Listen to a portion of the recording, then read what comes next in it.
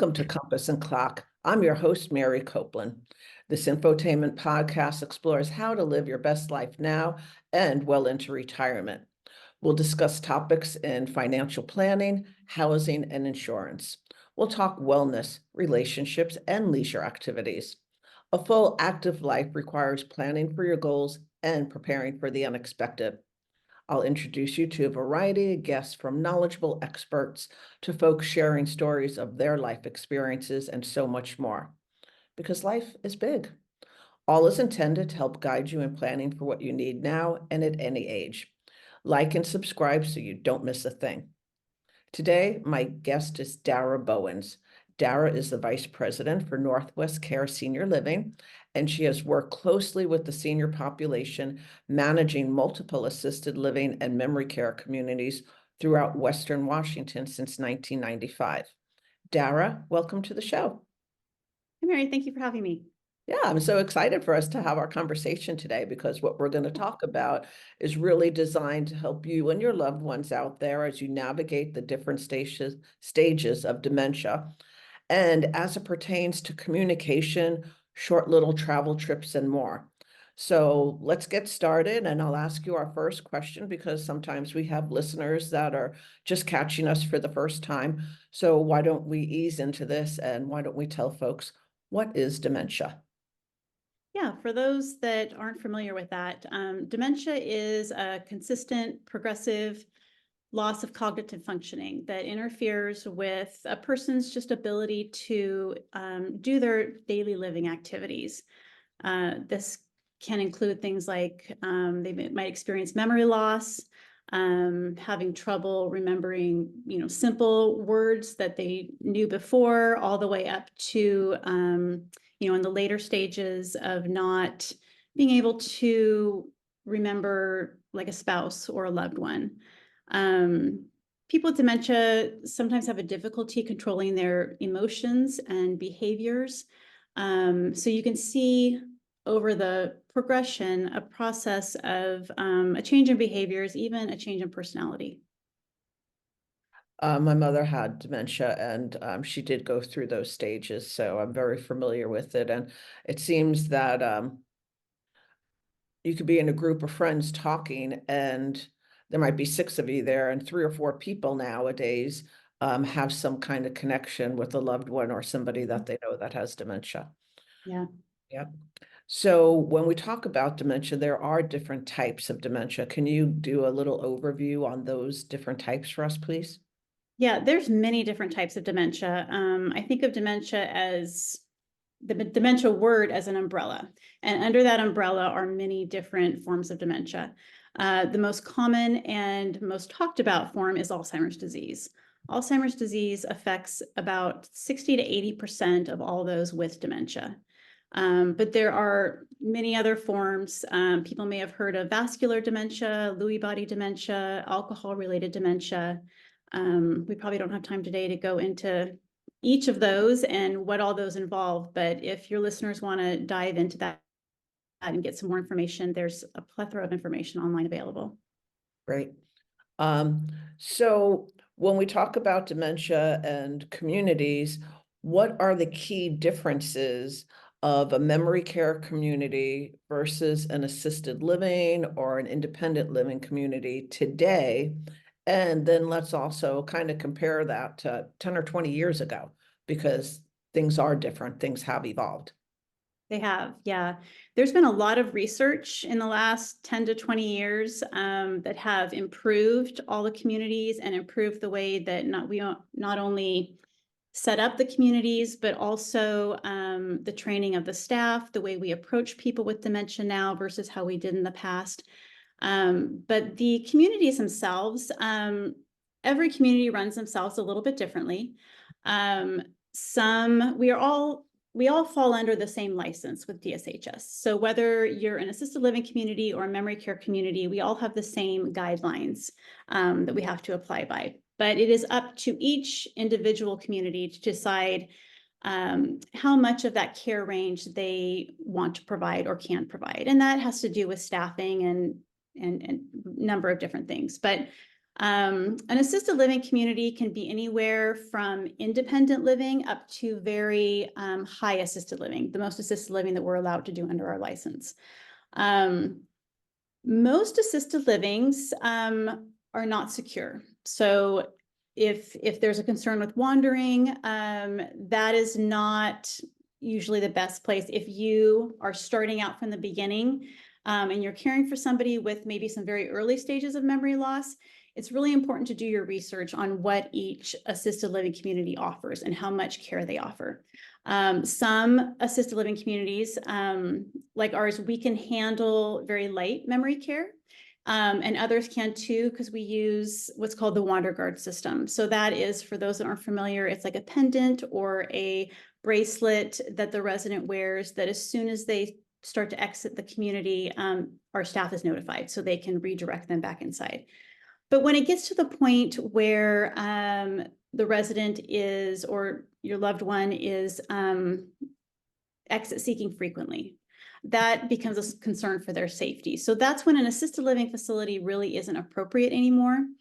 And they would need to move to a secured facility, which most memory care communities, I will say good memory care communities, are secured for that, the safety of the resident. And so what, the other piece that you'll find that maybe assisted living community can't handle care-wise is when the behaviors start. Some people have more behaviors than others with dementia, depending on what type of dementia you have. And so you need to have the staff and ability to accommodate those. And memory care communities, like I said, a good memory care community should have specifically trained, dedicated staff that are knowledgeable in dementia. So this would be dementia training, not only around how to care for someone with dementia, how to redirect them, but also when it comes to activities. Your activity program should be very dementia focused. Dementia activities or activities for a person with dementia are very different than a person, say, in an assisted living community that maybe physically needs assistance, but cognitively is able to participate in a lot of things. So it's really important to do your research. If you're at that point and you're looking at different communities, really see how much care someone can provide, and are they really focusing in on training their staff regularly? That's a key thing. We do multiple trainings throughout the year. Like you said, like there's constantly things changing in the industry and new things we're learning about. So it's really important that you find a community that consistently trains their staff and that is very dementia focused, because it makes a big difference. And folks can actually call and make appointments and do tours and compare, and they definitely should be asking questions. Yeah, it's really good. We always encourage people to just visit a lot of communities because it's really good to see, like I said, everybody does something a little bit different. But the care consistency and the approach to dementia should be similar as far as the daily life that they're going to lead. So. And also when they're on the tours too, you want to schedule a tour during a time where you're going to see residents and staff in action, so to speak, how they're interacting with each other, how the meals are going, how activities are going. You really don't want to do a tour when nobody's around. That won't tell you enough. There's one thing that you said that I just want to make sure everybody knows what DSHS stands for, because Yes, sorry, Department of Social and Health Services. which is and that's the state of Washington. Yeah. Okay. So now let's talk about the early stages of memory loss. And what are the key conversations you should be having early on with the loved one that is in those stages? And that's really the key word, is early, because the earlier you can start these conversations, the better. I know these are not easy conversations to have, but if you can engage the person with dementia in those conversations, it's not only beneficial for them, but it's beneficial for the person that's going to make those decisions for them down the road when they are no longer able to. And the reason I say that is because, dementia is a really hard disease. I've dealt with it personally with my grandmothers, and it's really difficult to watch a loved one go through that. And if you wait until, something has happened, you're in a crisis mode, the caregiver themselves is stressed out enough trying to deal with that. If you add on top that you haven't really gotten things kind of figured out how you're going to handle things in the future, it just adds more stress. And so it's better for everybody just to do that. And it's also, I think as the caregiver, it is good for them to have that input from their loved one of how does the person with dementia, what are their wishes and desires as this disease progresses? Because in the very early stages, when you have dementia, a lot of people are very aware they have dementia. They're aware they're forgetting things. It can be very scary, and so being able to have them interact and have them be part of that conversation, I think, is so important. Making sure you get your power of attorney, set in line, from just, all the legal things that are so much easier to have in place when the person is cognitive and can, sign that legal paperwork to make those decisions, versus when they no longer can. And then you have to go through the process of getting a power of attorney and making those medical decisions and all of that, and the financial stuff. So as hard as it and difficult as it is, I really encourage people to just try to start having those conversations early, because it really will help you in the long run. Well, also, if you have the conversations early, these don't have to be long, drawn out, day after day, week after week, ongoing conversations. It can be a conversation, you figure it out, and then take care of it, and then enjoy life together, Right. Yeah, and you can do those in baby steps. You don't have to tackle everything at once. You can start with one thing, get it done, and then move to the next. It would be overwhelming if you did it all at once. So. Right. And so think about if you have to do it all at once because you're in a crisis mode. I mean, that's really hard. Overwhelming. Yeah. So now let's talk about, for people, like you said, you're the one that's caring for a loved one, and they're in the early stages of dementia, they're living at home. What are things that we need to think about when, just to prepare to leave the house with the loved one with dementia? Yeah, preparation is really important. I would start out with just honestly evaluating the needs of your loved one when you're out, and can you realistically accommodate those needs when you're out of the house? Think about that first, so that you're just mentally prepared. Okay, these are kind of the things that may happen. Can I handle this? Yes or no? If the answer is no, maybe take a step back and think about maybe bringing in some help to do that or something like that. But if you're feeling pretty good about that, just the safety of the resident really comes to mind first. Have their ID with you, have, a photo of them. This is in case they wander off for some reason, and you need to look for them and notify people. Just have all the supplies that you would need when you're out. And I would bring more than you. So say okay, we're going to go out for an hour. Well, he doesn't take his medication for 2 more hours, so I'm not going to bring it anyway. Bring all that stuff just in case you're out for a little bit longer than you anticipate. If there's, if they have trouble with toileting, you need to bring incontinence supplies or a change of clothes or things like that. Just be prepared to have those with you. Water, snacks, blankets, coats, that's always a good idea. If you're going to be going out in, say, like a restaurant or something, you could carry a card with you. It's very helpful. You can just hand to the waiter when you sit down, that just explains to the wait staff, I'm with somebody that has dementia. Things may take a little bit longer. Please be patient with us. That just helps them understand what's going on, and it just makes the process a little bit easier. Really just be prepared to be flexible. With dementia, people's moods can change quickly. They can get agitated and irritated quickly. Just be prepared that, if you had your plan for the day, make sure, that's plan A, make sure you have a plan B, C, and D, and just be willing to be like, I'm going to be flexible with this. We're just going to roll with it. We're going to do the best we can while we're out.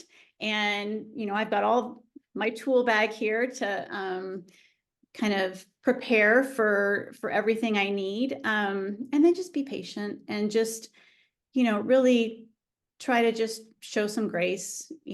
They're dealing with a lot too, as the caregiver is going out, but it's kind of it's really a back and forth on both sides. Well, I also think that when you prepare for an outing, um, Mhm. it's not that you're, hey, let's go grocery shopping. It Mhm. could be, hey, let's go grocery shopping because they love to grocery shop. Maybe they love picking out the produce.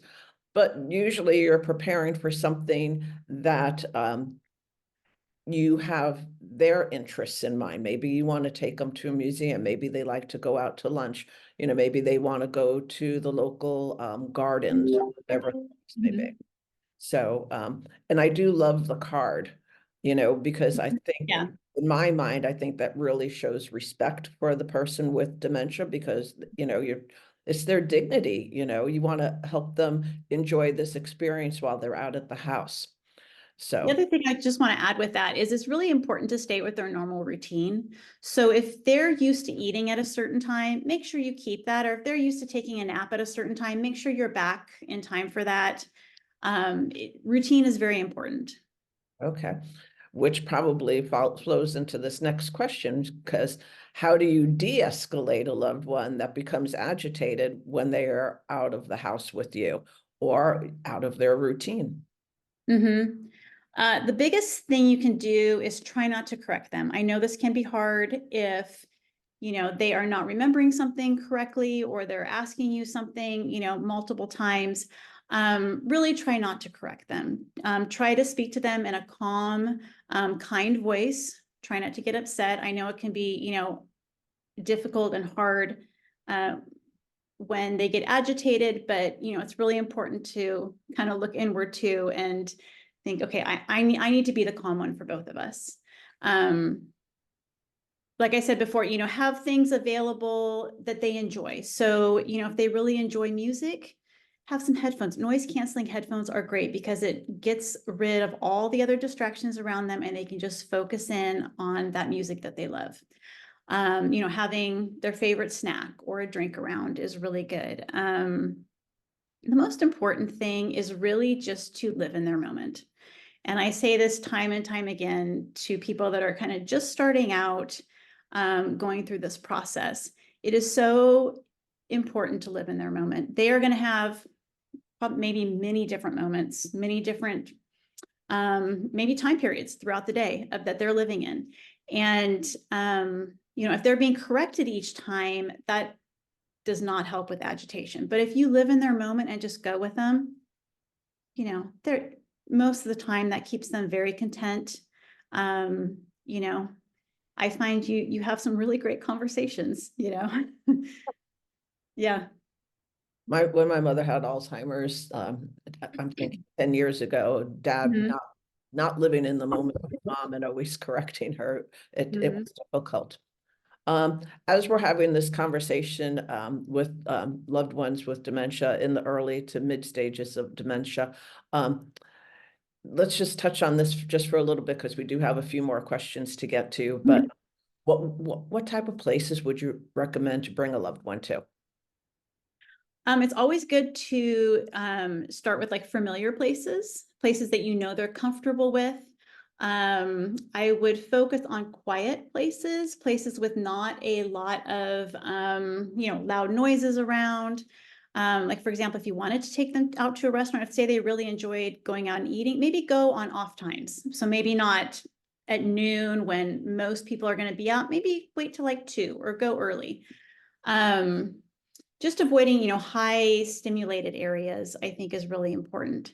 Um, and then just, they, when you care for someone, you know your loved one best. So just things that really they enjoy that, it doesn't have to be a big trip. It can just be a small thing. You can even start with just a scenic car ride.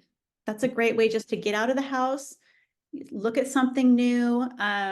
If you're not quite sure, if you're ready to take them out into a public place, start with a car ride. So many of our residents love, we call them mystery drives. And they go out on a drive and they just love it. Nice. Yeah. And you could probably also go to their friend's house. Instead of the friend coming to visit them, then they Yep. go visit the friend, mix it up a little bit. Yep. So when you're having conversations and you're communicating with someone with dementia, I know you're saying live in their moment, but can you give us any more advice on how to really communicate with somebody as they're moving from, early stage to mid stage, etc.?